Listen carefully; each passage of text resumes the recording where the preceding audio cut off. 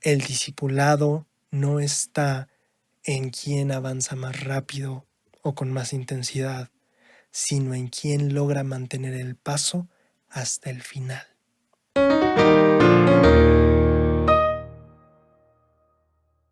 Mi estimada gente de YouTube, sean ustedes súper bienvenidos una vez más a su canal. Hoy vamos a estar hablando de Isaías 13 al 35. Vamos a aprender acerca de la paz, del discipulado, un poco del servicio y otros temas que espero que disfrutes muchísimo. Así que bienvenido a un episodio más de Tesoros en las Escrituras.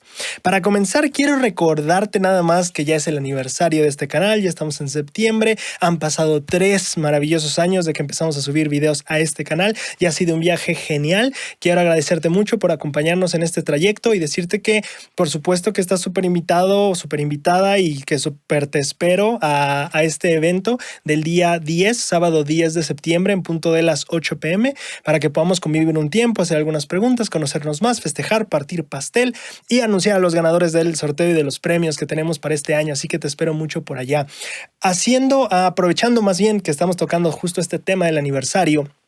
Hace unas semanas, desde que también ya se quitó lo de los miembros del canal, algunas personas me han escrito para saber cómo poder apoyar al proyecto. Y aprovechando que pues básicamente es el cumpleaños del proyecto, decidí que algunas de esas preguntas serían resueltas para que las personas que quisieran hacerlo pudieran contribuir monetariamente al proyecto.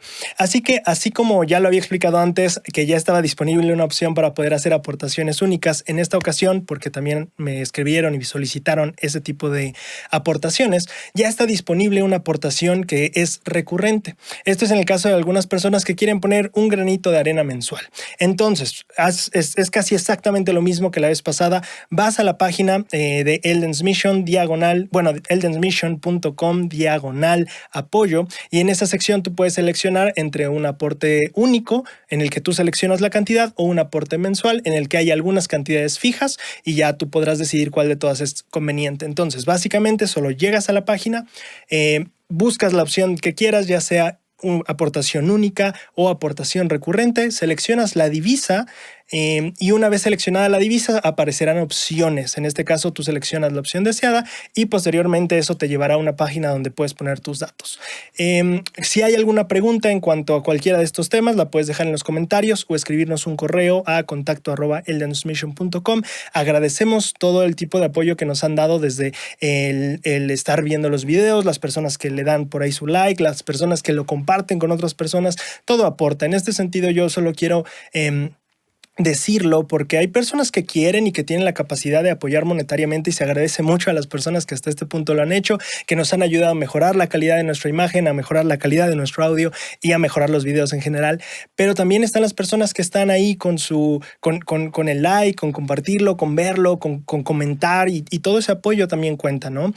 Si de alguna manera tú quieres apoyar en específico al canal o al proyecto en este aniversario del canal, puedes hacerlo participando primeramente en los concursos. 2, de esta manera, este apoyo monetario que mencioné, o 3, incluso nos ayuda mucho si tú te pasas por el nuevo canal, el canal de fragmentos, el canal de estos videos cortos que estamos haciendo de 5 o 7 minutos, y si tú te puedes, yo me he pasado un rato viendo los videos y la verdad que es muy padre poder verlos por tema, y si te pasas un rato ahí, una tarde, te pones a ver algunos de los videos, la verdad que eso apoya muchísimo. Estamos tratando de establecer ese como un canal secundario que también funcione igual que así que si eres una persona que quiere también dar de su apoyo, poner su granito de arena para hacer crecer este proyecto, en este momento ir a ver uno de esos videos, ir al canal secundario que es Eldens Mission Fragmentos, es la verdad una manera de apoyarnos bastante y de cualquier manera que nos hayas apoyado, incluso el estar viendo este video y todo eso, se agradece mucho el apoyo, el tiempo y que disfrutes junto con nosotros este viaje del cual ya llevamos 3 años.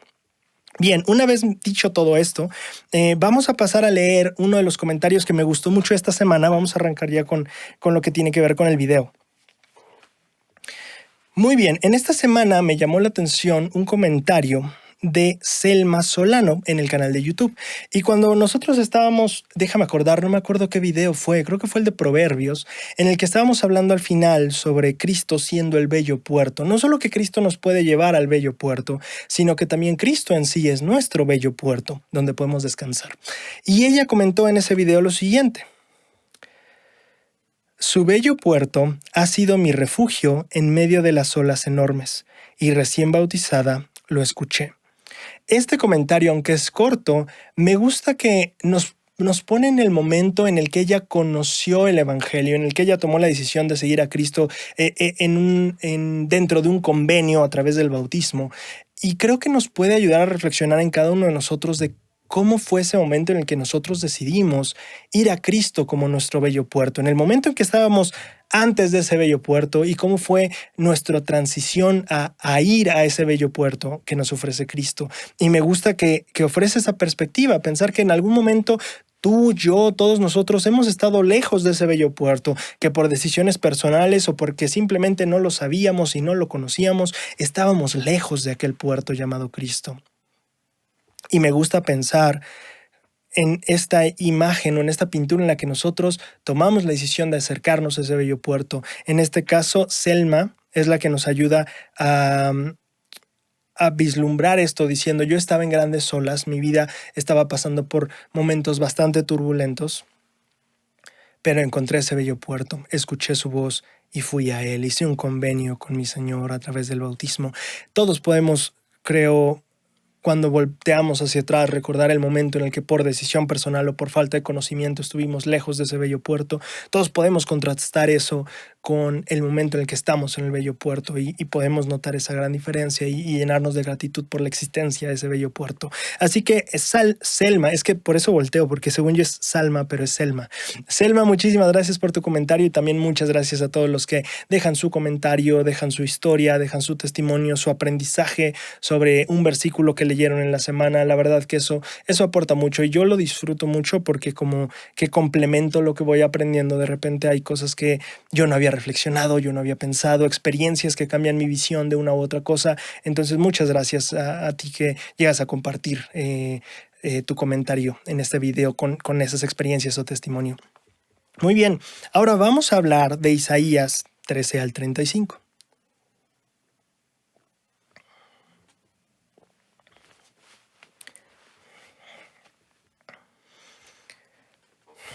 Isaías de repente llega a ser un libro algo confuso y algo mareador por todos los ángulos que de repente aborda, los tiempos en los que está profetizando, a veces lugares que ni siquiera conocemos y un buen de cosas que simplemente uno se marea leyendo Isaías. Bueno, en esta semana una de las escrituras que de repente, o de los pasajes de las escrituras de Isaías que de repente me fue mareador, también me dejó una lección que me gustó mucho y que quiero compartir. En Isaías 16, 1 al 4 se lee: enviad cordero al gobernante de la tierra, desde Sela hacia el desierto hasta el monte de la hija de Sión. Y cual ave espantada que huye de su nido, así serán las hijas de Moab en los vados, de Arnón. Dad consejo, haced juicio, pon tu sombra como la noche en pleno mediodía. Esconde a los desterrados, no entregues a los que andan errantes. Moren contigo mis desterrados, Moab. Sé para ellos escondedero de la presencia del destructor.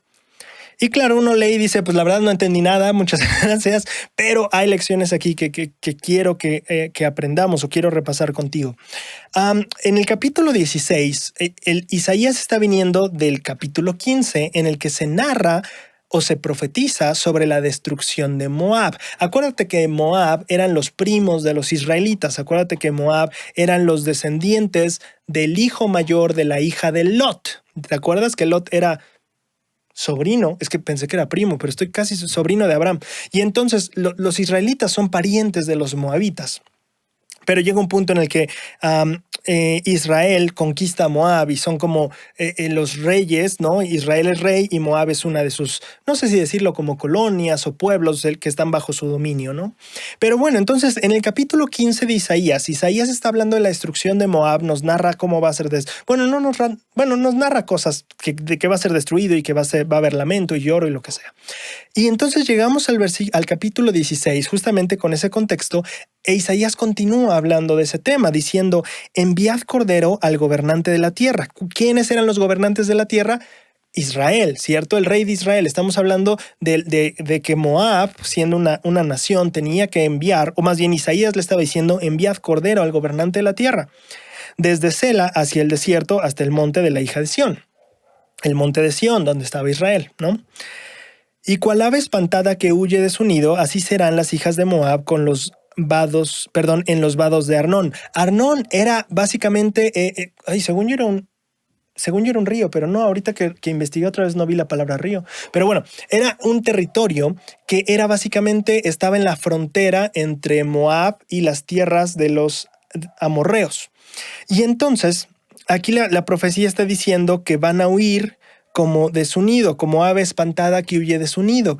Y aquí el manual de instituto habla de cómo un ave que tiene que huir del nido o que más bien cae del nido y tiene que huir de ahí y cómo al final de cuentas es indefensa, tal vez no sabe volar, está sola, etcétera. Y entonces así nos pinta Isaías cómo va a ser el final de Moab. Y dice, las hijas de Moab van a salir así como ave huyendo de su nido.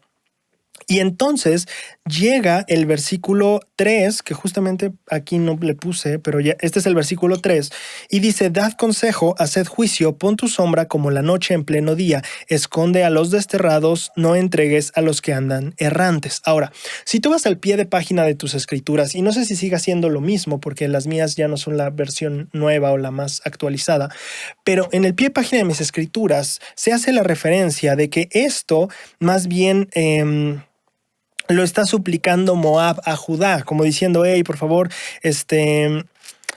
dad consejo, pon tu sombra como la noche, esconde a los desterrados. O sea, estas hijas mías, diríamos, de la nación de Moab, que están huyendo como aves del nido, dales refugio. Y entonces el pie de página en las escrituras sugiere que esta es una súplica que Moab le está haciendo a Israel, diciendo, hey, por favor, cuida a mi gente.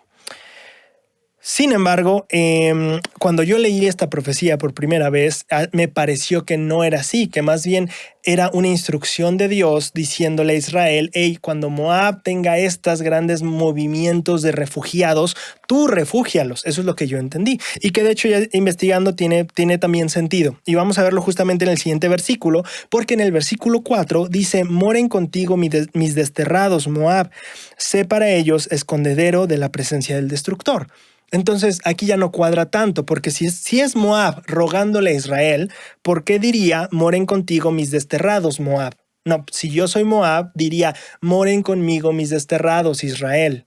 ¿Tiene sentido? Pero lo que dice es Moab. Y si tú vas al pie de página también de esto, en la versión no solo en la versión de las escrituras, sino también en el manual de instituto, cambia el sentido, porque más bien la idea que propone aquí, pues por así decirlo, la iglesia, es que la escritura diga, deja que mis desterrados vivan contigo, sé refugio para Moab. Y así sí tendría sentido, Moab diciendo, hey, sé refugio para mi gente. Pero cuando nos vamos a la versión hebrea y al texto mismo que nosotros tenemos en nuestras escrituras, más bien dice, sé refugio Moab. Le estaba hablando a Moab la escritura en ese versículo en particular. De hecho, en hebreo también se puede traducir Moab sea refugio para ellos. Entonces Moab no era el que estaba rogándole a Israel en el versículo 4, parece ser al contrario. Alguien le estaba pidiendo a Moab que refugiara a sus desterrados. Pero ¿cómo tiene sentido esto y cómo funciona? Bueno,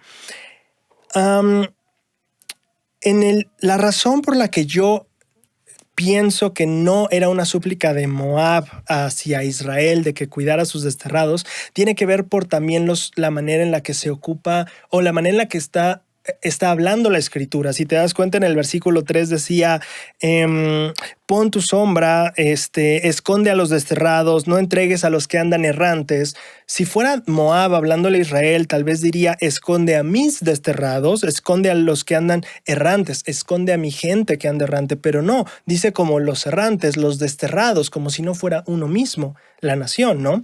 Pero en el versículo 4 dice, mis desterrados, y está hablándole a Moab. Espero que tenga sentido, por eso es que yo no estoy de acuerdo ahí con esta como interpretación que sugiere el manual de instituto, porque no concuerda en este sentido, ¿no? No necesariamente estamos hablando en el versículo 3, si está hablando Moab, ¿por qué no dice mis desterrados? ¿Y por qué cuando en el versículo 4 sí dice mis desterrados, le está hablando a Moab la escritura? Espero que tenga sentido. Bueno, ¿para qué es todo esto o qué estoy diciendo? Porque si nosotros no si nosotros vamos por esta otra interpretación que yo es la que entendí la primera vez que leí este capítulo, más bien esta vez que lo leí en esta semana, y también otras interpretaciones que por ahí estuve revisando de qué han dado otras personas a este pasaje o cómo entienden otras personas este pasaje, es la siguiente. El versículo 3, una vez que ya describió cómo las hijas de Moab iban a huir, iban a salir, dice: Dad consejo, haced lo justo, pon tu sombra como la noche en pleno mediodía, esconde a los desterrados, no entregues a los que errantes andan. Y la idea es que Isaías estaba instruyendo a Israel sobre lo que tenía que hacer. Una vez que Moab se destruya, una vez que la gente esté huyendo como ave sin nido, tú tienes que ser su refugio, tú tienes que poner su sombra, más bien tienes que ser su sombra al mediodía. Esa es nuestra responsabilidad como pueblo de Jehová. Y tiene sentido.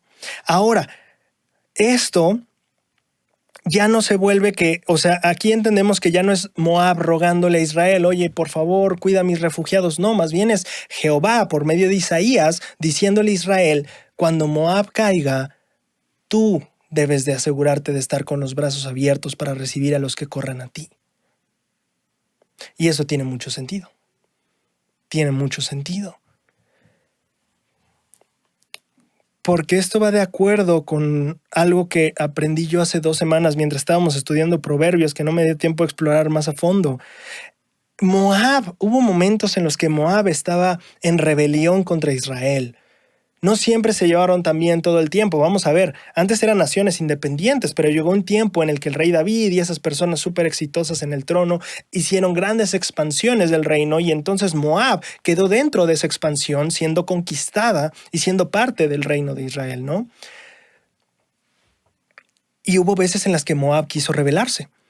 Y entonces tal vez no estaban en los mejores términos. Y entonces lo genial hubiera sido: bueno, tú te trataste de rebelar, ahora te cayó la destrucción. Pero aunque hasta cierto punto éramos enemigos, yo tengo que tener mis brazos abiertos para ti. Y la escritura cobra un carácter más cristiano cuando la empezamos a ver así. Proverbios 24:17 dice: cuando caiga tu enemigo, no te regocijes. Cuando tropiece, no se alegre tu corazón. Y es una instrucción bien interesante para mí, porque muchas veces en nuestra naturaleza humana de repente nos podría dar gusto que al que nos caía mal o al que nos hacía la vida imposible o al que nos lastimó en algún sentido, nos da gusto que le vaya mal. Y decimos: bueno, se lo merece. Y hasta cierto punto, ¿sabes? Está ese punto muy adentro de nosotros de decir: es que sí, es que qué gusto que pues ya le haya tocado. Pero aquí Proverbios nos invita a tener cuidado. Una cosa es regocijarte en la justicia y otra cosa es alegrarte de que una persona caiga o de que una persona tropiece. No se alegre tu corazón. Creo que debemos de sentirnos satisfechos de la justicia y cómo también Dios nos invita a ella, pero debemos de tener cuidado con no ensañarnos con qué gusto que te vaya mal. Aquí vemos el ejemplo en el libro de Isaías. Aquí esta nación que en ocasiones fue rival, en ocasiones se rebeló, en ocasiones lo que sea.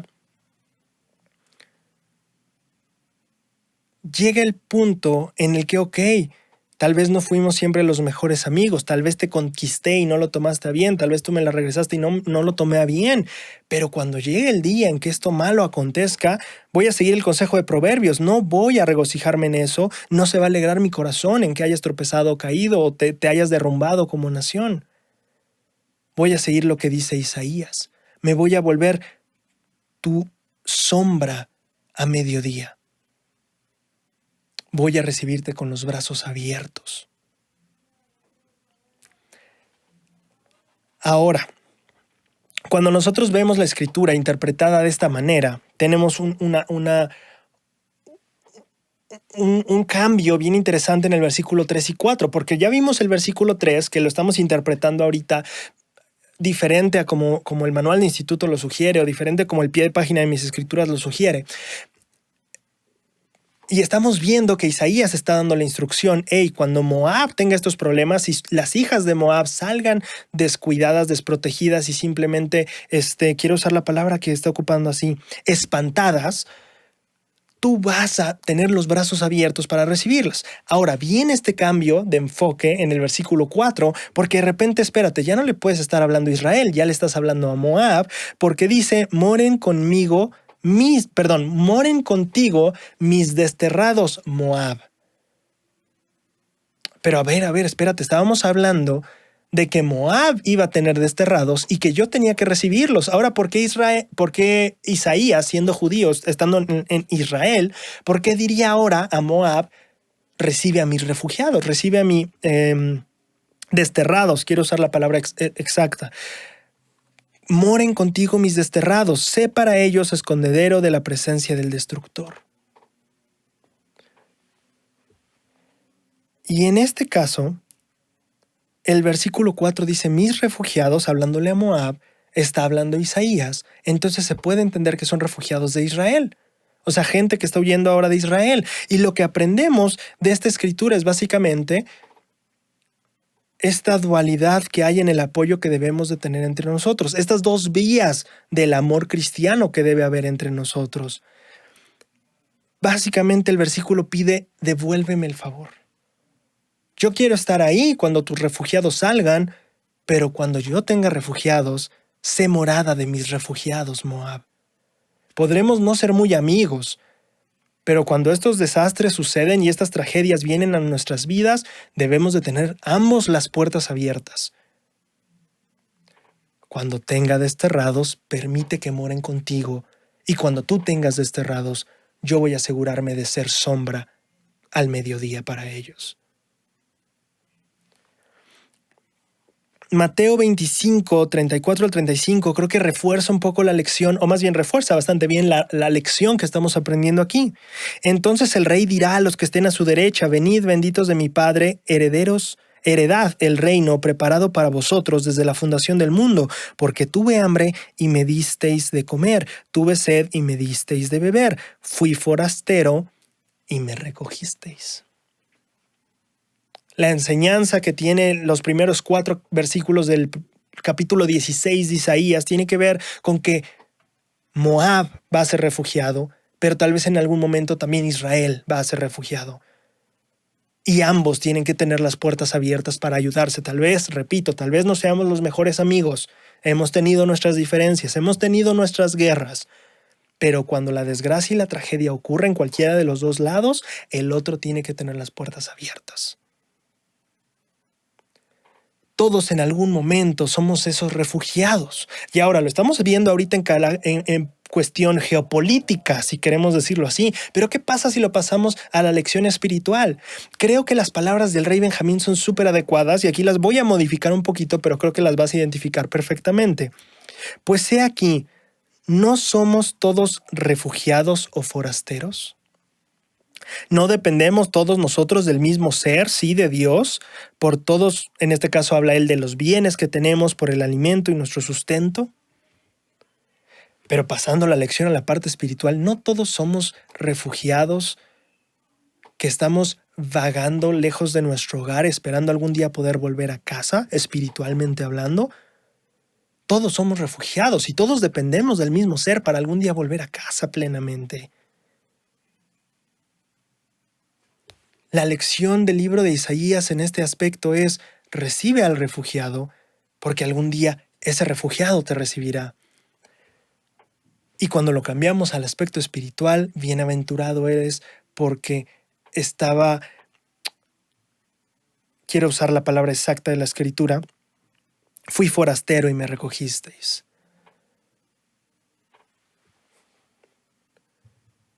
Nos extendemos en amor hacia el forastero, hacia el refugiado, hacia los desterrados, porque en cierto aspecto todos somos desterrados, todos somos refugiados, todos somos forasteros.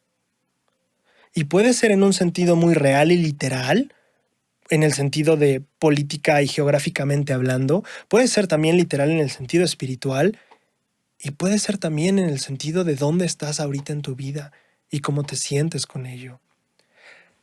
En ese aspecto, creo que así como el Señor nos pide que nosotros refugiemos o recojamos a los forasteros, creo que tenemos que tener muy, muy claro que nosotros fuimos los primeros forasteros recogidos y cuidados por Él.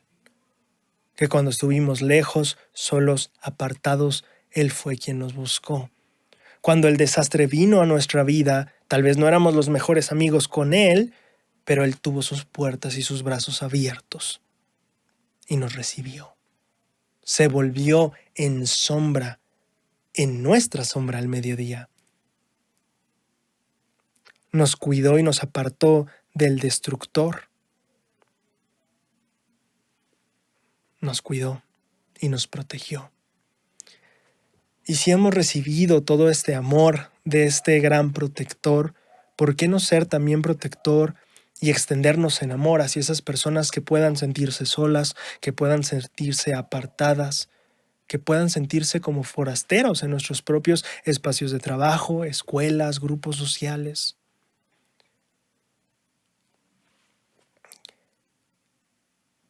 Que seamos más como Cristo y como el buen samaritano, al entender que todos somos forasteros, pero al esforzarnos por seguir al Maestro, todos podemos de alguna u otra manera convertirnos en la sombra al mediodía de otra persona.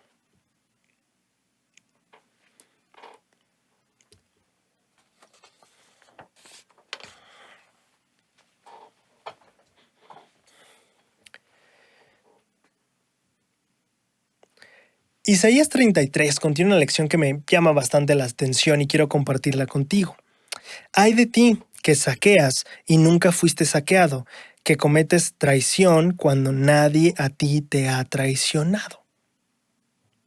Ay de ti que saqueas cuando nunca te han saqueado, ay de ti que traicionas cuando nunca has traicionado. Y a ver, vamos a plantear algo aquí. Uno de los grandes errores que llegamos a cometer en la vida es hacerle a otros lo que ya sabemos que no nos gustó que nos hicieran. Si yo ya experimenté que se siente que alguien se burle de ti y no fue muy grato, si yo ya experimenté cierto tipo de discriminación o cierto tipo de prejuicio, es bastante lógico que yo no debería hacerlo con otras personas porque yo ya sé que no se siente bien, que no es una buena experiencia y que no está padre que te lo hagan. Es un gran error cuando aún yo sabiendo lo que se siente ser juzgado, me extienden juicios hacia otras personas. Pero, ¿por qué sería tan grande mal el que define la Escritura? Porque aquí no estamos hablando del que juzga cuando sabe que se siente ser juzgado. Aquí estamos hablando, en las palabras de la Escritura, del que saquea cuando nunca lo han saqueado, o el que traiciona cuando nunca ha sido traicionado. O pongámoslo en las palabras de nuestro ejemplo, el que juzga cuando nunca se le ha juzgado. ¿Realmente sería un error tan grande si esa persona nunca ha tenido la experiencia ni el mal sabor de boca de experimentar lo feo que es esa situación o que te lo hagan? ¿Sería tan malo hacerlo?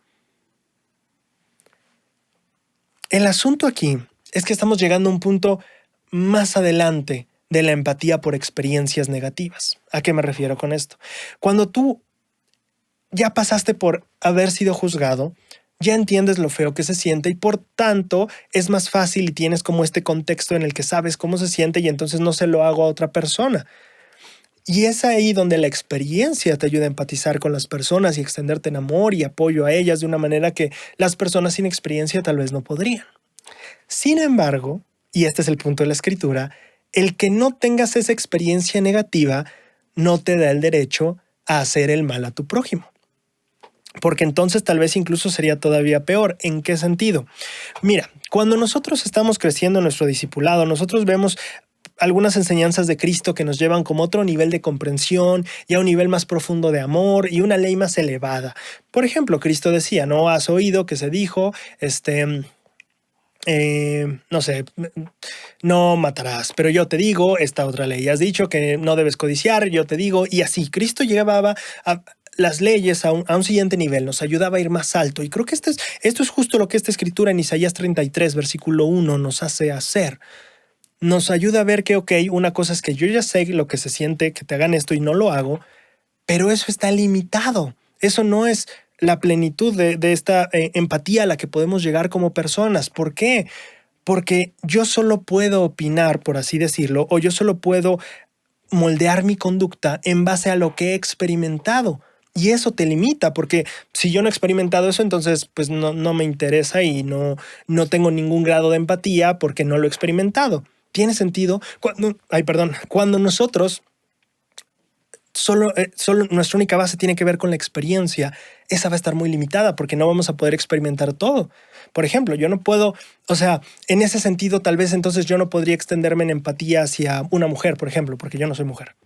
O yo no podría extenderme en empatía a entender la situación de, no sé, una persona con, pongamos a ver, con diferente raza, con diferente estrato económico, con diferente todo.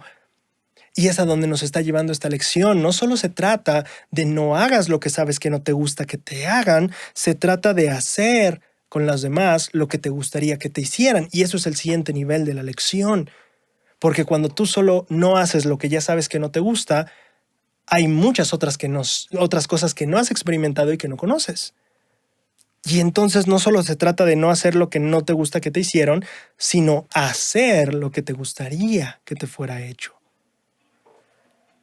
Esto, si lo ves de esta manera o alcanzas a ver la diferencia entre estos dos puntos, te vuelve un agente. ¿Un agente en qué sentido? Porque la persona que solo dice, bueno, es que yo ya sé lo que se siente y por eso no hay que hacer esto, está bien, o sea, no estoy diciendo que esté mal, pero está limitada por su propia experiencia. Y solo puede aplicar esa empatía cuando otras personas le han hecho eso malo. Al final de cuentas, su empatía depende de que otras personas le hayan hecho eso a ella o a él. Cuando nosotros vamos al siguiente nivel de lo que debemos hacer con nuestra empatía, entendemos que nuestra empatía no puede depender de los malos tratos que hayamos recibido. Debe extenderse a entender a la otra persona, independientemente de que nosotros no lo hayamos experimentado. Y ahí es cuando se tiene que tener ojos para ver, oídos para escuchar y corazón para entender las situaciones que atraviesan otras personas. Porque que a mí no me han robado, yo no sé lo que significa, bueno, pero si solo se basa en tu experiencia, ahí hay un problema. Hay de ti que saqueas y nunca fuiste saqueado. Haces pasar a otros el privilegio, o más bien, la cosa negativa, la cual has tenido el privilegio de nunca tener que experimentar en tu vida. Ese es un tremendo error. Es terrible cuando tú haces experimentar a otra persona lo que tú ya sabes que no se siente bonito, pero también es terrible que hagas experimentar a una persona lo que desde tu privilegio nunca has tenido que experimentar. Y privilegio me refiero a que afortunadamente nunca te ha pasado. Hay de los que saquean cuando nunca fueron saqueados y hay de los que traicionan cuando nunca han sido traicionados. Cuando nosotros aprendemos a respetar a las personas, no porque hayamos experimentado lo mal que se siente, sino porque podemos ampliarnos en empatía hacia los demás, nos volvemos agentes. Ya no dependemos de lo que haya pasado en nuestras vidas. Ya no dependemos de, si tuve esta mala experiencia con esta persona y por eso sé y no quiero tratar así a la persona. Está bien, no estoy diciendo que esté mal, pero está limitado a nuestra experiencia. Y nunca vamos a tener, al menos en esta vida, toda la experiencia del mundo para saber cómo empatizar con todos. Cuando nosotros nos extendemos más allá en las cosas que todavía no experimentamos, en las cosas que afortunadamente no me han tocado vivir, es cuando se manifiesta más todavía nuestro amor y nuestra empatía cristiana. No asumo que vas a acabar de entender el problema plenamente, ni saber lo que se siente, no. Pero será una manera de extenderte en mayor amor y mayor empatía hacia otra persona. Cuando nosotros nos abrimos a tratar de entender las experiencias de otras personas, aunque a nosotros no nos haya pasado y a nosotros no nos haya dolido como a estas personas tal vez les duele, nosotros dejamos de ser objetos sobre los que se actúa esperando la experiencia para entonces entender y nos esforzamos más allá de nuestra experiencia a llegar a ser agentes que no dependen de lo que otra persona haya infringido sobre nosotros, sino que se extienden en amor y empatía cristianos hacia las demás personas.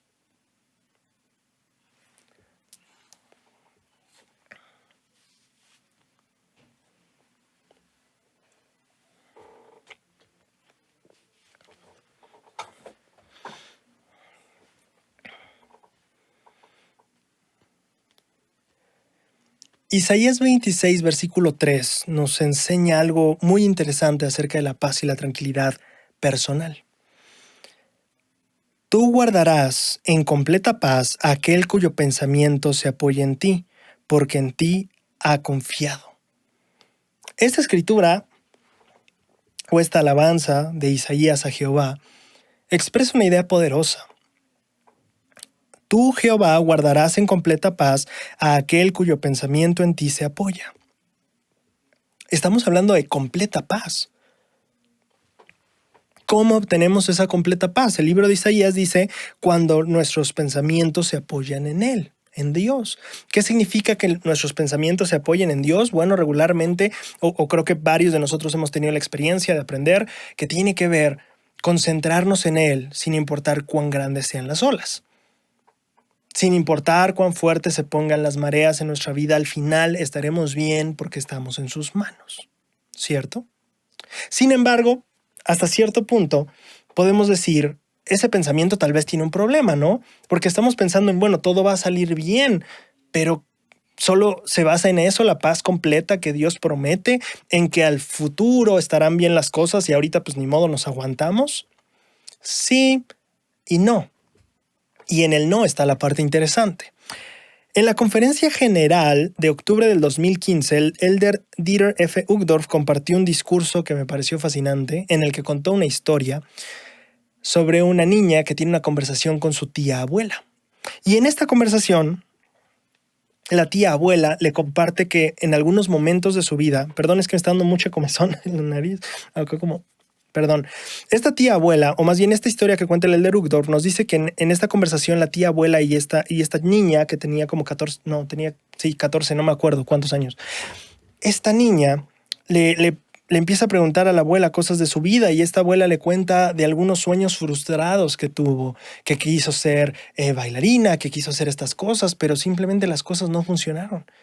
Y al final ella le cuenta que se dio cuenta que las escrituras prometían que al final Jehová enjugaría, toda lágrima de nuestro rostro y viviríamos con él y él sería nuestro Dios y nosotros nuestro pueblo.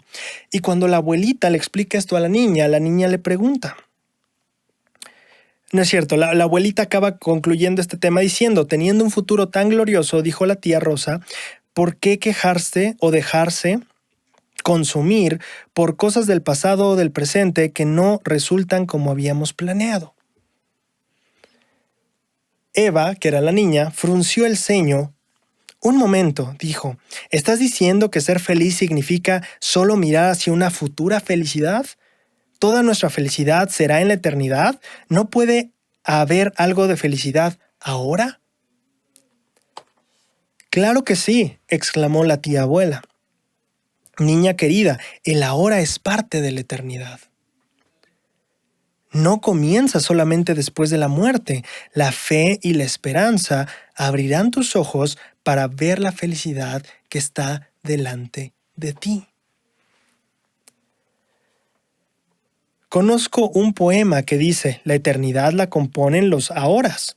Yo no quisiera que mi eternidad estuviera compuesta de ahoras oscuros y temerosos. No quería vivir en la sombra de un búnker, apretando los dientes, cerrando los ojos y aguantando con resentimiento hasta el amargo final. La fe me dio la esperanza que necesitaba para vivir con gozo el ahora. Ese es un punto bien interesante. La fe, vamos a ver, nosotros debemos mirar al futuro con fe. Y la esperanza de un mundo mejor, como dice el libro de Mormón, teniendo esa esperanza de un mundo mejor, tal vez se vuelven más llevaderas las cosas a nuestro alrededor y etcétera, pero al final la pregunta de la niña permanece. Pero la felicidad futura, ¿qué hay de la felicidad de aquí a ahora? Y la tía le explica, cuando tú tienes fe, eso te da la posibilidad de experimentar la esperanza que necesitas para vivir con gozo hoy. Cuando nosotros vemos a nuestro futuro angustiados,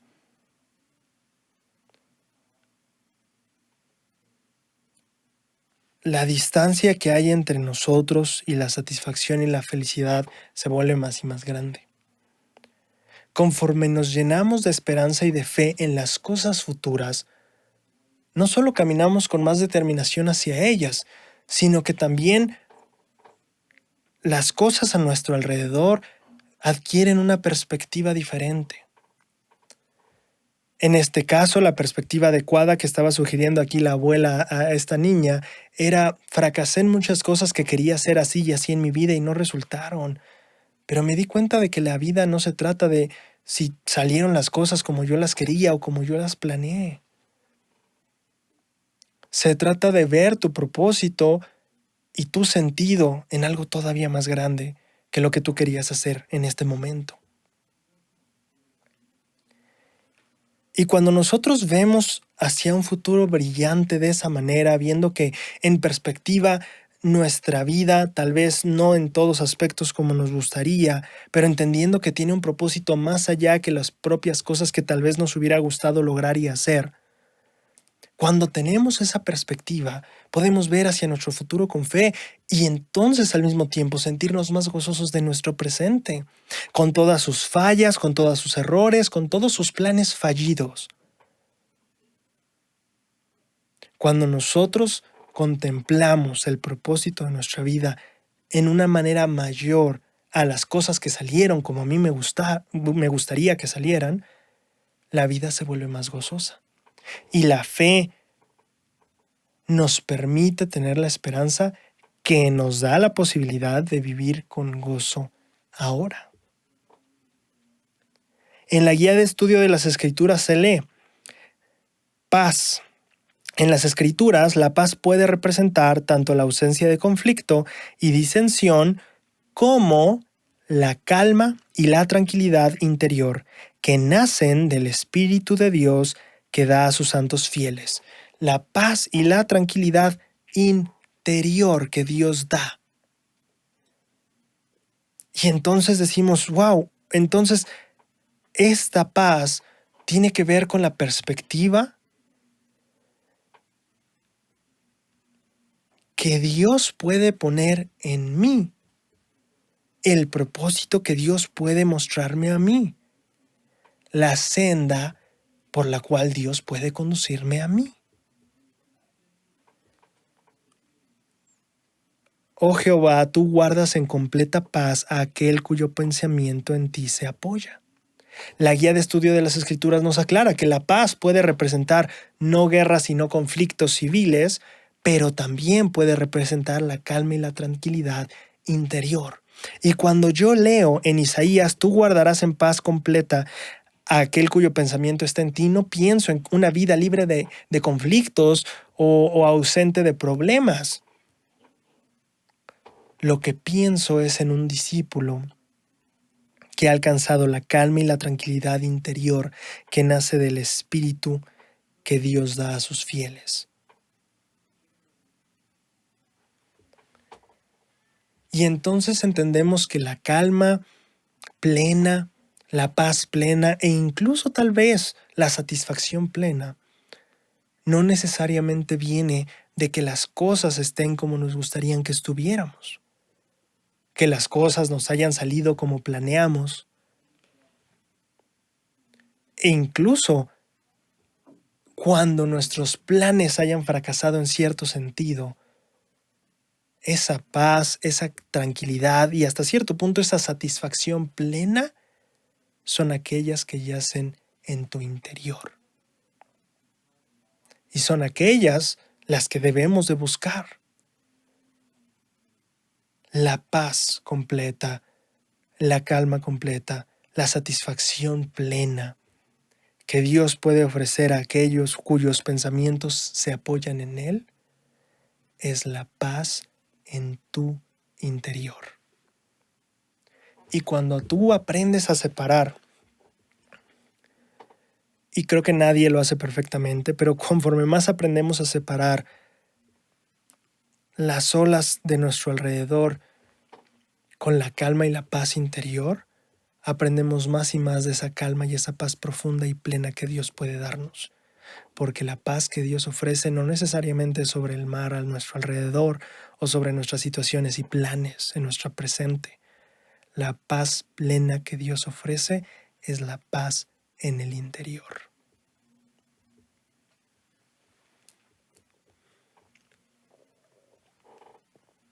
Ahora, hay una lección interesante en Isaías 30, versículo 15. Porque así dijo Jehová el Señor, el Santo de Israel, en arrepentimiento y en reposo seréis salvos. En la quietud y en la confianza está vuestra fuerza. Me llama mucho la atención eso. En la quietud y en la confianza está vuestra fuerza. ¿Cómo puede estar en la quietud nuestra fuerza? Y entonces me puse a pensar regularmente dónde vemos la fuerza, y tal vez en nuestra mente no hay muchas imágenes de cosas quietas que sean fuertes o que en la quietud manifiesten su fuerza. Pero entonces pensé en algunos ejemplos en los que sí. Y vino a mi mente primeramente una presa. No sé si has visto las construcciones grandotas, paredes súper gruesas que retienen el agua. Y para retener esa cantidad de agua necesitas mucha fuerza. Y entonces en ese sentido nos damos cuenta que muchas veces la fuerza no se manifiesta en la determinación o la cantidad de energía que se puede haber expresada en movimiento. Muchas veces la fuerza, lejos de ser algo dinámico, se expresa en algo quieto. No en poder mover las aguas, sino en mantenerlas en su lugar. Mantenerlas delimitadas en un espacio. De ahí que decimos que el carácter fuerte no es aquel que es como impulsivo y agresivo, sino más bien el que logra controlar dichos impulsos. Pensando en el discipulado y en esta idea de la quietud y la fuerza, me vinieron a la mente otras ideas que se relacionan con este tema. Cuando yo tenía, no sé si 9 u 11 años, fue la primera y creo que la única vez. No, creo que hubo más veces. La primera tal vez sí. Fue una de las primeras veces en las que fui a trotar con mi mamá. Y recuerdo que en esas primeras veces, en ese tiempo más como que era yo, iba a hacer deporte todos los días, jugué fútbol americano un tiempo. Pero bueno, el chiste es que en ese tiempo la acompañé, no me acuerdo si acabé antes mi entrenamiento, no me acuerdo, el chiste es que fui con ella. Y el punto es que ella empezó a trotar y yo corrí y avancé un buen tramo y le dije, esto está muy padre, me gusta correr.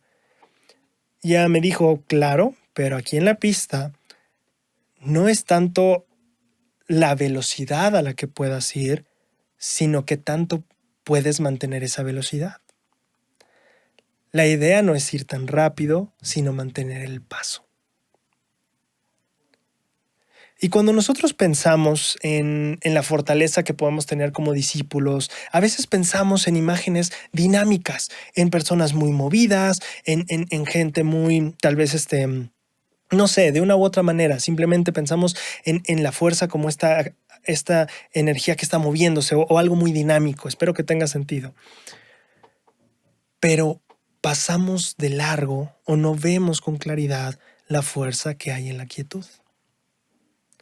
No en lo rápido que corremos, sino en qué tanto podemos mantener el ritmo al que vamos.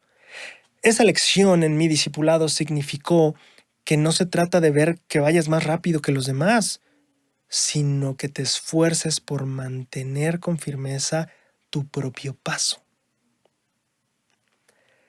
Ahora, esa misma lección yo la iba a retomar años después, cuando yo regresé de la misión, y en esos ayeres joviales, cuando tenía energía por las mañanas y salía a correr a las, no sé, 6, 5 de la mañana.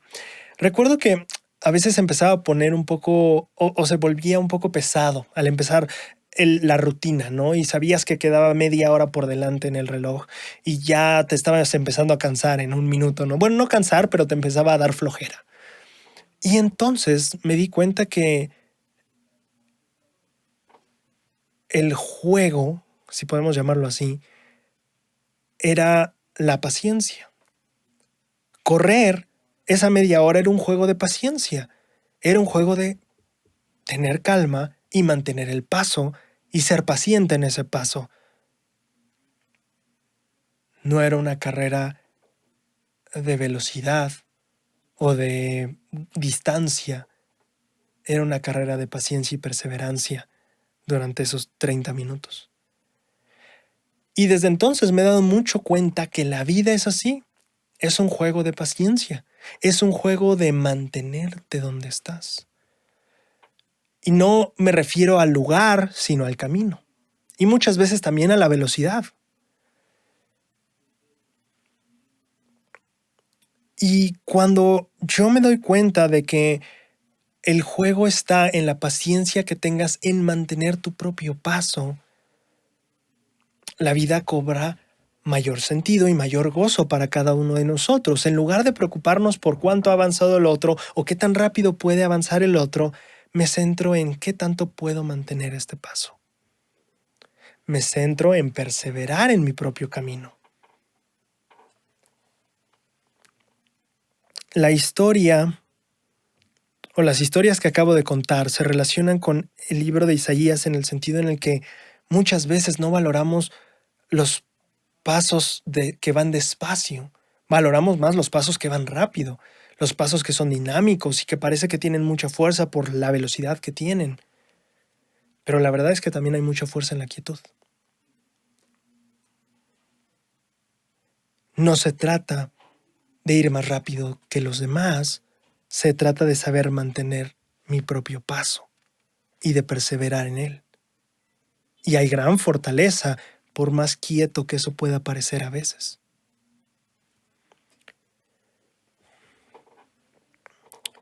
El éxito en el discipulado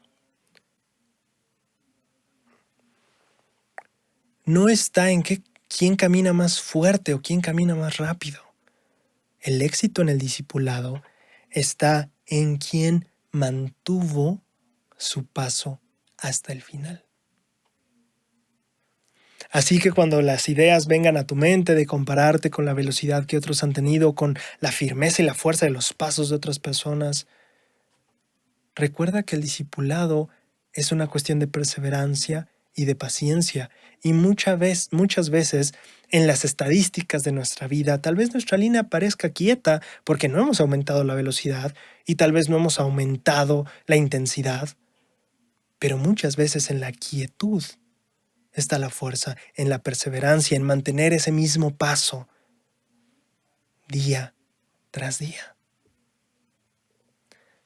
El discipulado no está en quién avanza más rápido o con más intensidad, sino en quién logra mantener el paso hasta el final.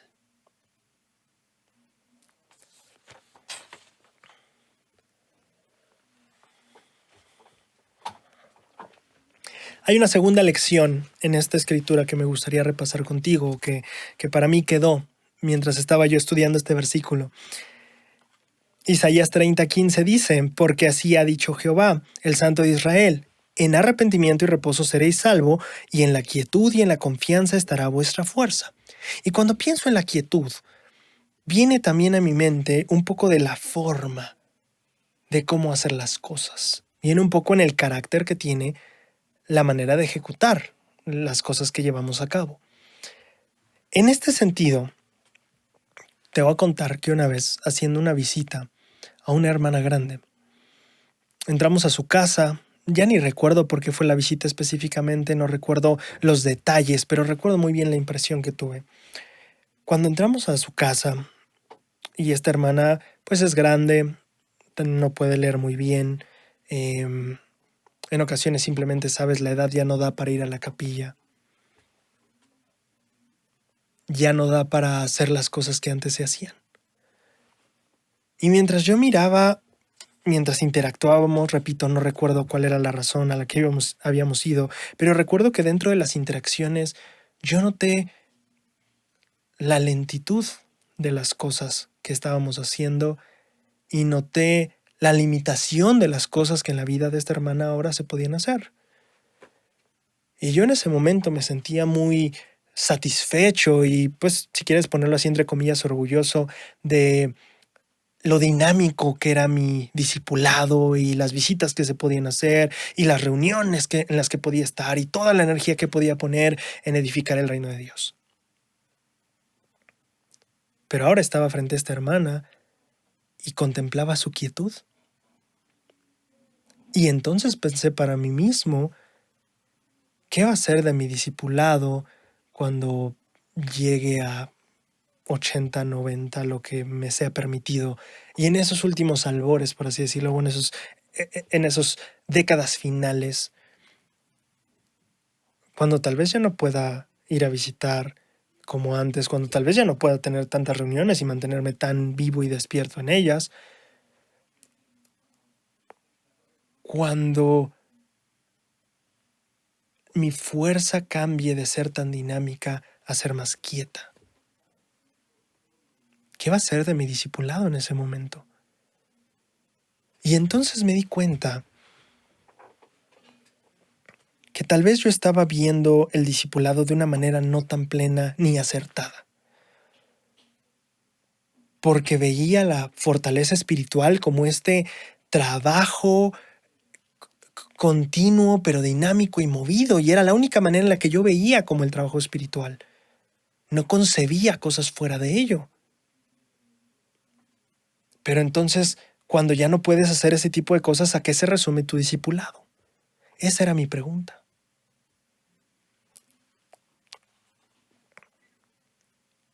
Y creo que la escritura en Isaías resume muy bien la respuesta. En la quietud también hay fuerza.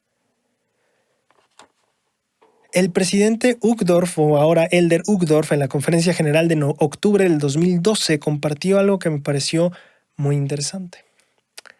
¿No es verdad que a menudo estamos muy ocupados? Y es triste decirlo, exhibimos el estar ocupados como un símbolo de honor, como si el estar ocupado fuera en sí un logro o signo de una vida superior. ¿Es realmente así? Y yo lo pensaba así. Recuerda, o sea, el tener una vida superior espiritual tenía que ver con estar en las reuniones, hacer llamadas, el estar visitando, moviendo, organizando, movido, ocupado. El presidente Uchtdorf dice: pienso en nuestro Señor y ejemplo Jesucristo y en su corta vida entre la gente de Galilea y de Jerusalén. He intentado imaginarlo corriendo entre reuniones o haciendo muchas tareas a la vez para terminar una lista de cosas urgentes. Pero no me lo imagino. Más bien veo al compasivo y solidario Hijo de Dios viviendo cada día con un propósito. Cuando Él interactuaba con su prójimo, ellos se sentían importantes y queridos. Él conocía el valor infinito de las personas con las que se encontraba, las bendecía y les ministraba. Las elevaba, las sanaba, les daba el precioso regalo de su tiempo.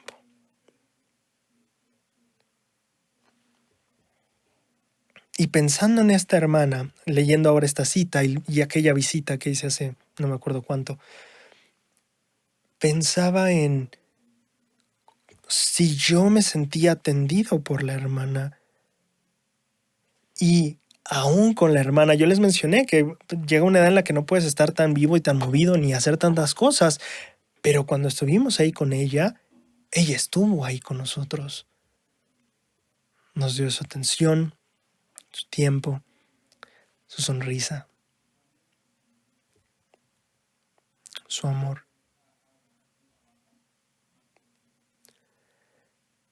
Y aún puedo recordar, sentir esa gratitud en su mirada en la visita y al vernos y el cómo nos valoraba. Recuerdo haber sentido y haber escuchado sus palabras en cuanto a el aprecio que tenía incluso hacia mí.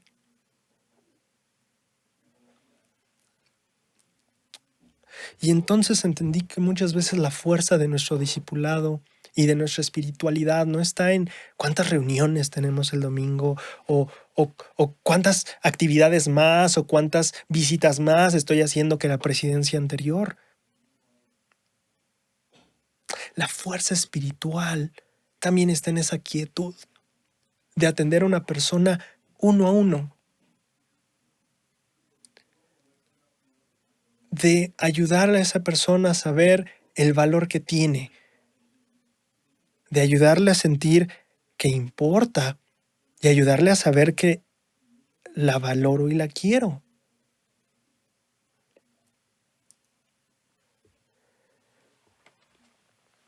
En el discipulado, la quietud también es fuerza. En el discipulado, nuestro crecimiento espiritual no siempre se mide en qué tanto nos movamos hacia el frente, sino cómo ayudamos a los que tenemos a los lados.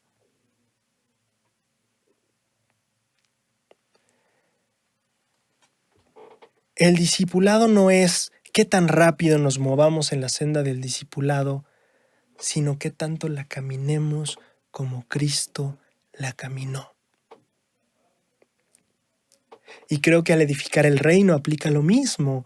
No es cuántas nuevas capillas se construyeron, sino cuántos corazones se repararon, cuántas almas sanaron, cuántas personas sintieron el amor no solo de nosotros, sino también de Dios y de Cristo a través de nosotros.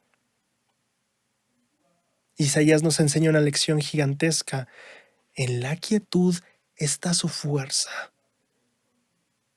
No en cuántas reuniones tuvo, sino en cómo ayudé a elevar a las personas que tuve a mi alrededor. El discipulado no es quien lo camina con mayor velocidad o fuerza, sino quien lo camina más como Cristo lo caminó. Y digo más no como una competencia, sino que ese debe ser nuestra aspiración. No a caminar lo más rápido que los demás, sino caminarlo más y más como Cristo lo hizo.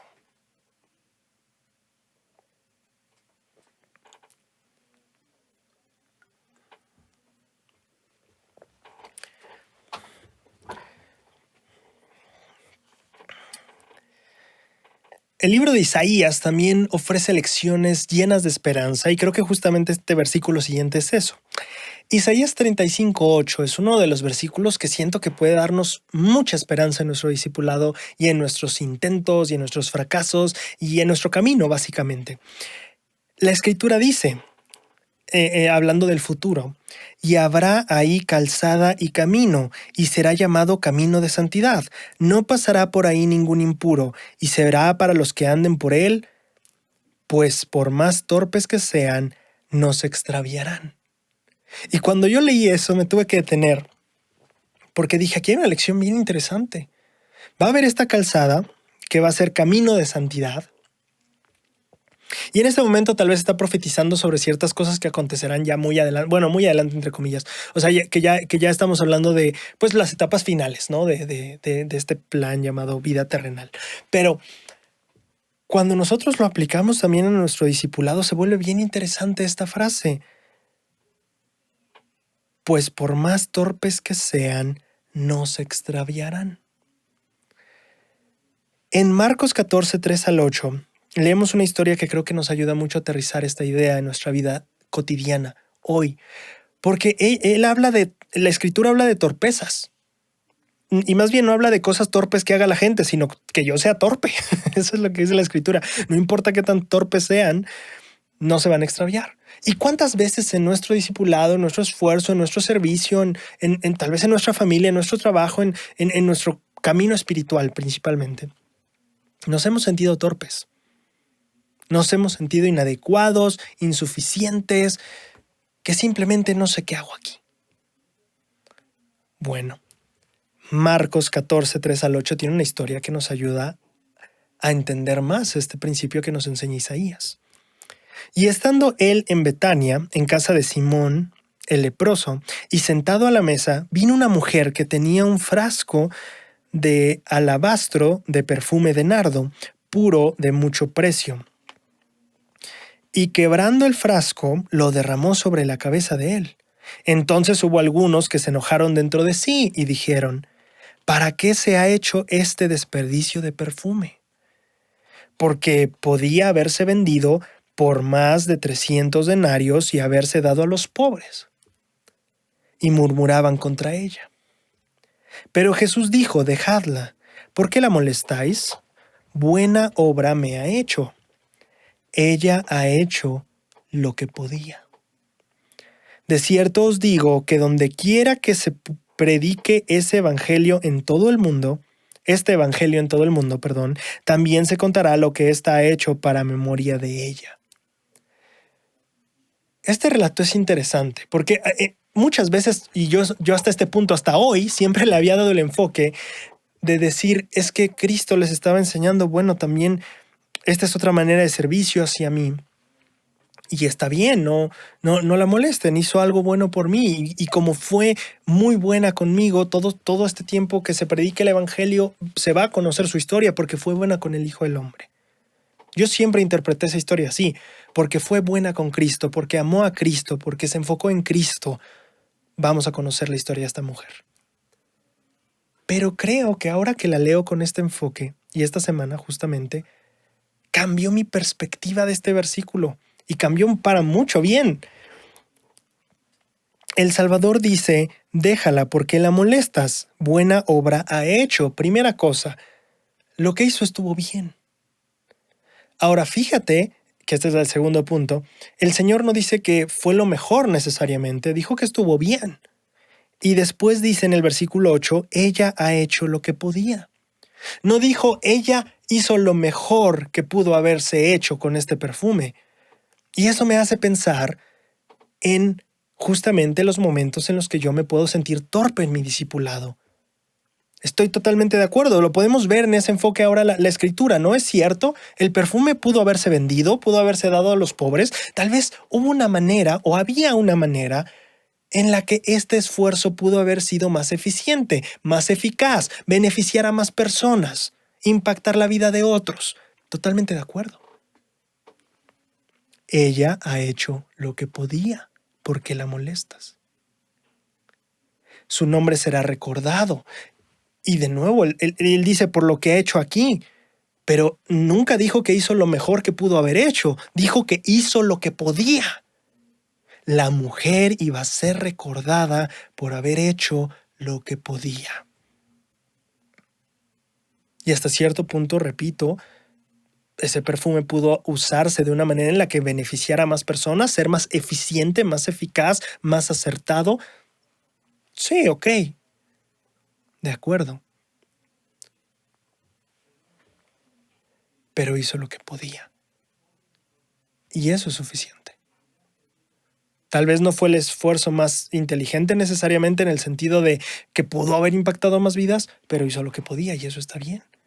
Y en muchas ocasiones nosotros vamos a enfrentarnos con un momento en el que veamos en retrospectiva y digamos, es que pudo haber sido mejor. Claro que pudo haber sido mejor. Pudo haber sido más eficiente. Claro. Pudo haber impactado más vidas. Claro. Pero ¿por qué te molestas a ti misma? La obra que hiciste fue buena. Hiciste lo que pudiste. Ahora, esto nos deja todavía con un conflicto en la escritura, porque la escritura dice, no pasará por este camino ninguno impuro. ¿Qué pasa, Braulio, si yo justamente las cosas en las que me siento torpe, en mi discipulado, no tienen que ver con si el esfuerzo fue el más eficaz o no, sino más bien que todavía lucho con la impureza y el volverme alguien puro para transitar esa calzada es algo que me cuesta trabajo? ¿Qué pasa si yo me esfuerzo y no logro sentir que soy esa persona pura que podría transitar esa calzada? En ese sentido, creo que Jehová probablemente te respondería lo mismo que respondió ya a otros desde hace muchos años. No mires a su parecer ni a lo grande de su estatura, porque yo lo desecho, porque Jehová no mira lo que el hombre mira, pues el hombre mira lo que está delante de sus ojos, pero Jehová mira el corazón. Y cuando Jehová dice, hey, yo miro más allá que tú, no solo me refiero a las otras personas, también me refiero sobre ti mismo. Si eres esa persona que lucha y trabaja y se esfuerza, probablemente tú solo estés viendo los resultados tangibles, palpables de tus esfuerzos. Pero yo no solo veo lo que está delante de ti. Eso es lo que ve el hombre, pero Jehová ve más allá. Jehová ve el corazón. incluso cuando tú estás lidiando con estos conflictos y con esta parte de no logro llegar a sentir que alcancé la pureza que debería, creo que tienes que entender que muchas veces solo estás viendo lo que está delante de ti. Pero Jehová también ve el corazón, ve la lucha que estás haciendo, ve el esfuerzo y ve la intención, lo que hay ahí en el fondo de tu corazón. Sí, tal vez todavía nuestros corazones no son perfectos, pero dime si no estás trabajando con intención para mejorar. ¿Es tu verdadera intención mejorar? ¿Quieres ser mejor? Entonces está bien. Tal vez el esfuerzo será imperfecto. Tal vez pudo haber sido más eficiente. Porque la molestas, buena obra ha hecho. Ella ha hecho lo que podía. Cuando nosotros vemos todas las escrituras y todo este aprendizaje de este tema en contexto, me encanta darnos cuenta de que la promesa es que habrá una calzada y el camino para todos nosotros y que no importa qué tan torpes lleguemos a ser en nuestros esfuerzos, no nos extraviaremos. Así que no importa qué tan imperfectos sean nuestros esfuerzos o qué tan torpes lleguen a ser nuestros pasos, si nosotros nos esforzamos por trabajar en aquello que Jehová ve, si nosotros nos esforzamos por cambiar y purificar nuestro corazón, la hermosa promesa es que no nos extraviaremos, que ese camino será para nosotros y que lo transitaremos, sin importar cuán imperfectos nuestros esfuerzos o cuán torpes nuestros pasos, no nos extraviaremos.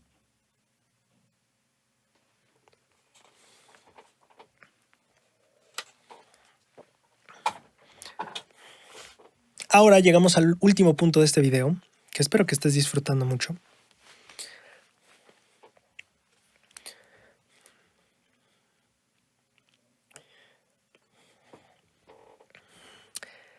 Isaías 13, versículo 12 dice lo siguiente: haré al ser humano más precioso que el oro fino y al hombre más que el oro de Ofir.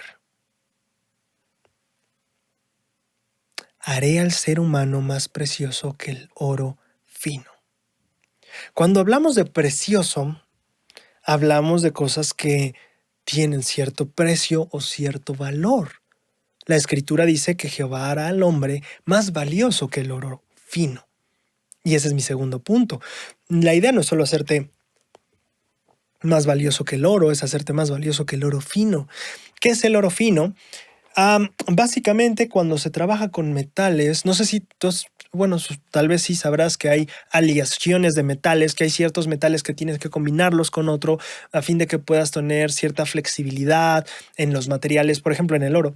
En el oro tú no puedes trabajar la joyería si es oro 100% oro. Tienes que mezclarlo con otros metales, otros componentes para que adquiera las propiedades de esos otros elementos y entonces sea más flexible, más moldeable, se pueda trabajar con él, porque tú no puedes trabajar con 100% oro, puro oro u oro fino en joyería y cosas así, mientras tienes que tener ciertas otras sustancias, no solo oro puro. Bueno, el oro fino es justamente el que tiene prácticamente puro oro.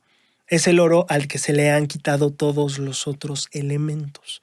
Y eso es interesante, porque si nosotros pensamos en si estamos pensando nosotros como más valiosos que el oro, y que eso es lo que Jehová hace, pensamos en el camino del oro y cómo se hace el oro fino. Bueno, el oro fino se hace tomando el oro en sí y quitando todo aquello que no es realmente oro.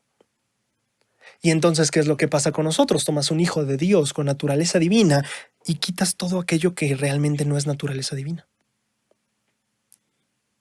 hasta que llega a ser oro fino o naturaleza divina fina, si tiene sentido la analogía. Ahora, pensando en esto del valor, yo tengo, o el otro día, no sé, pensando en lo que significa el valor y qué es y todo eso, yo llegué con 3 aspectos o 3 tipos de valor. Y quiero compartirte contigo porque en esta escritura esto es lo que yo hice y esto es lo que yo estuve meditando acerca de cómo es que Dios nos hará más valiosos o más preciosos que el oro fino. Estos tres aspectos del valor en lo que he pensado son: uno, el valor intrínseco o per se o natural; dos, el valor que se agrega o aporta; y tres, el valor que se percibe. Aquí te va la explicación. El valor intrínseco o el valor per se tiene que ver con el valor que tienen las cosas por sí mismas, que no necesita nada más ni nada menos para ser valioso, porque ya lo es. Dos, el valor agregado. Y bueno, vamos a ponerlo en ejemplo con nosotros, mejor para que lo vayas entendiendo mejor. El valor intrínseco entonces tiene que ver con el hecho de que eres tú. El hecho de que eres un ser vivo te hace valioso en sí. No tienes que ser más ni menos de nada. Es un valor que nadie puede quitarte porque es el valor de ser tú. Y ese es el valor per se, el valor que ya tienes. No importa lo que hagas, siempre lo vas a tener. El segundo valor, o la segunda manera o faceta del valor, es el que se agrega.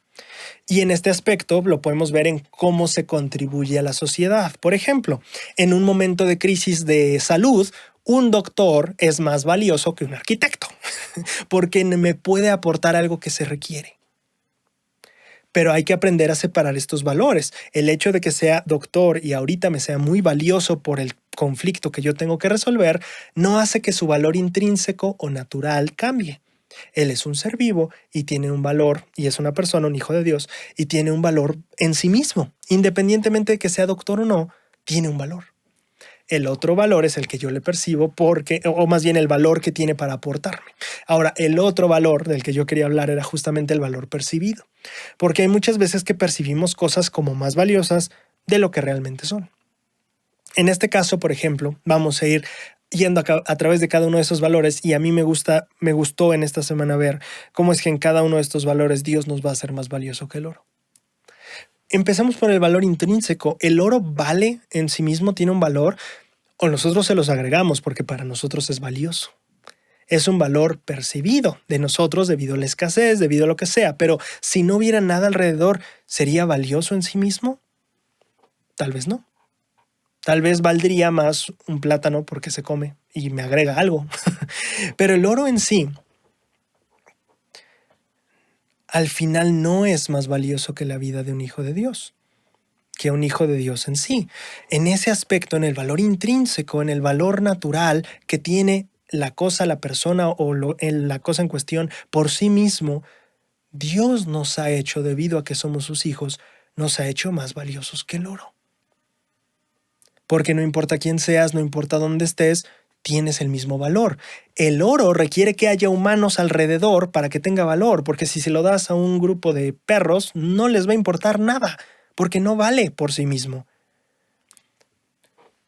Tú, como hijo o hija de Dios, vales por el hecho de simplemente existir. Y esa es la primera faceta en la que Dios nos ha hecho más valiosos que el oro. La segunda faceta tenemos el valor que agrega. Claro, el oro tiene un valor monetario en nosotros y agrega. Sin embargo, cuando nosotros pensamos en lo que nosotros tenemos para aportar, aquí pensamos en los dones, en los atributos, en tu personalidad única.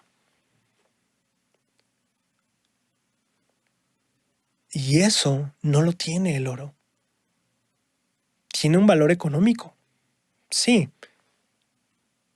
pero tú tienes tanto que aportar, tienes tanto que ofrecer.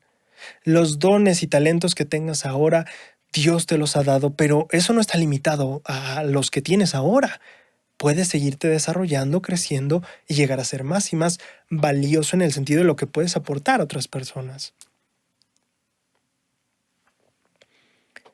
Los dones, los atributos, la personalidad pueden ser profundizados y ampliados y expandidos. Y podemos dar más cada vez a los demás. En el último aspecto del valor es donde yace la tal vez lección más importante para mí en esta escritura, el valor percibido. Es más fácil no percibir el valor de una persona que no percibir el valor del oro. En nuestra sociedad, en nuestro mundo caído, donde vivimos actualmente, el valor que percibimos es más fácil definirlo y mantenerlo en cuestión física, monetaria, económica con el oro, que tal vez en todo lo demás que es representado por el ser un hijo o hija de Dios, una persona.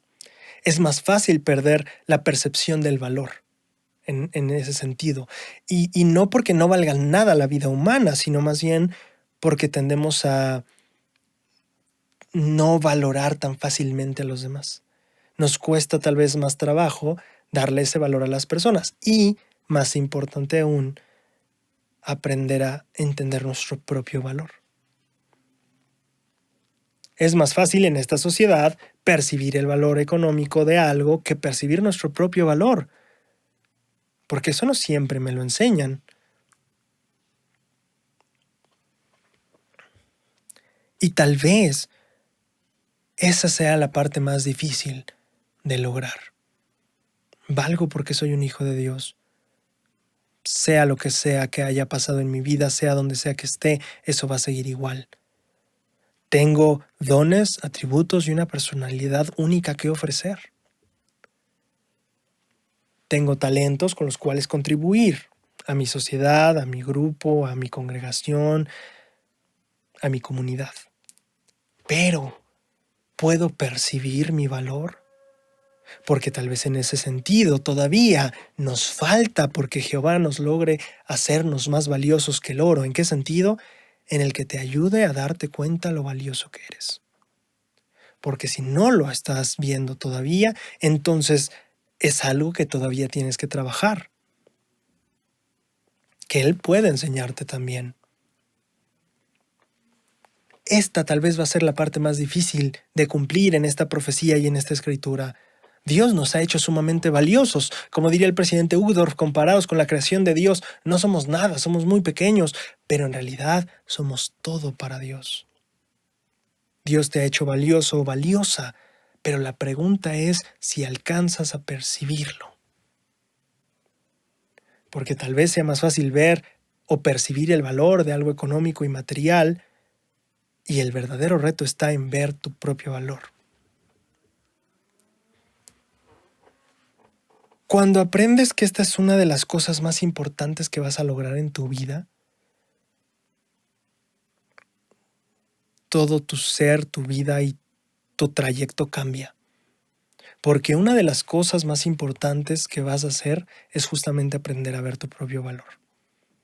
Y también, como es de las cosas más importantes, va a ser de las cosas más difíciles en ocasiones. Pero si confías en Él, Jehová te hará más precioso o preciosa que el oro fino, y al hombre, a la mujer, lo va a hacer más que el oro de Ofir. Si lo permites, si confías en Él, si tomas su mano y caminas su camino, y crees en su poder, su divinidad, y esa misma divinidad, naturaleza y valor que ha puesto en ti, entonces lograrás ver cómo eres más valioso o valiosa que el oro fino. Y que sin importar lo que diga la gente o incluso lo que llegues a pensar en ti mismo, para Dios siempre ha sido así. De inmenso e infinito valor. Muchas gracias y nos vemos la siguiente semana.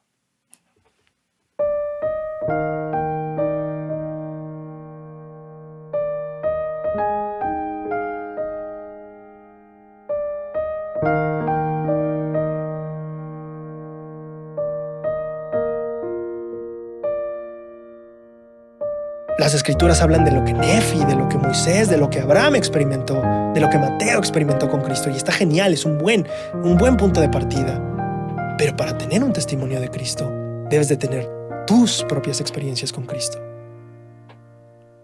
Sin importar si las demás personas creen o no, si está en el calendario o no, si las escrituras dicen o no, es tu relación con Él.